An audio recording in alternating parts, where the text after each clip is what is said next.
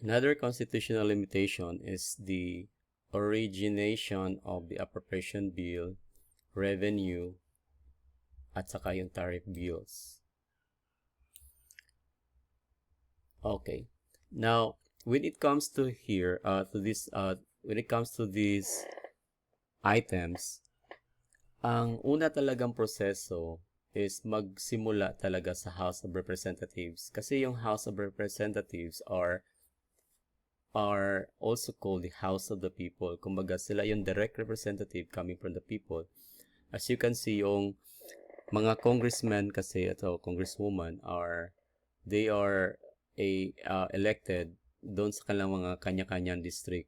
So mayroon din tayong mga marginalized representation like yung mga party list at yung mga non-marginalized. So in other words, they are directly elected by the people itself to represent themselves. Now, kaya itong mga appropriations bill na may kaalaman sa pera, pagkokolekta to raise revenue, at saka yung pagdi-disburse ng pera, ay magmumula sa House of Representatives. Ito yung mga bills na tinutukoy natin, halimbawa appropriations bill, yung annual budget na ginagawa nila, yung General Appropriations Act as the result or the final version of this bill. Then, mayroon din tayong revenue bills kung saan yung pag-raise ng fund, yung mga tax, mga bagong batas ng tax. At saka tariff bills which is for the custom doon sa trading in and out, import and export. Meron din tayong bill na mag-authorize doon sa paglaki ng ating utang at saka or pagdagdag ng utang. Bills also for local application doon sa mga LGU kung ano yung madadagdag, and also private bills para sa mga benefit franchise to a particular individual at saka private entity like mga sa media yung magbibigay sila ng franchise pagdating sa usage ng mga facilities sa mga tubig, sa mga electricity, etc. Now, ito ang rationale ng exclusivity of the House of Representatives are ito yon.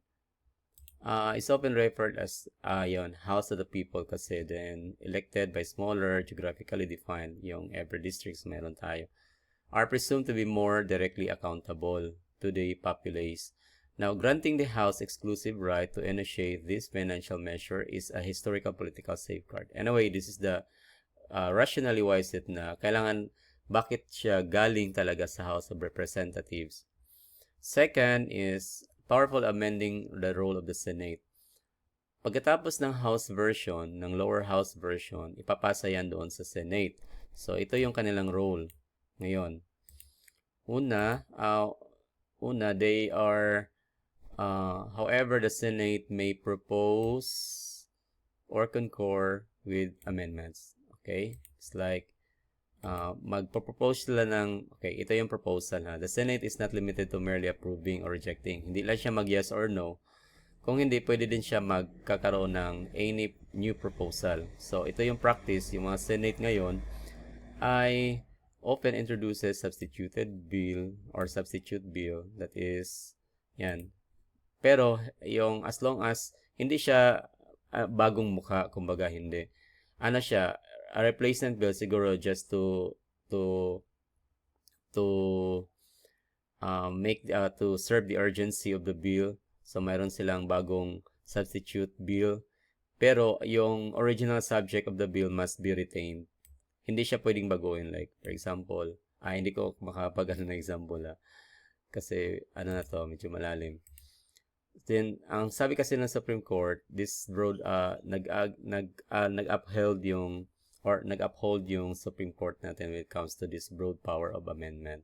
So, ganun ka laki yung power ng Senate to make amendments, which is pwede siyang mag-propose ng substitute bill as long as the original subject of the bill is retained. So, therefore, hindi siya baguhin. The second na pwede niyang gawin is mag-concur siya with amendments. Pwede siya mag-agree, pero mayroon siyang mga konting na mga amendments. if makikita mo ngayon doon sa appropriation bill, sa BICAM, doon mo makikita ang mga amendments. Naka-live na kasi yan ngayon. The requirement is about to start a bill. So ito yung requirement ha. It must begin with the live in the House. Once its formal bill transmitted to the Senate has the full power to refine, rewrite, alter its content. Ayun.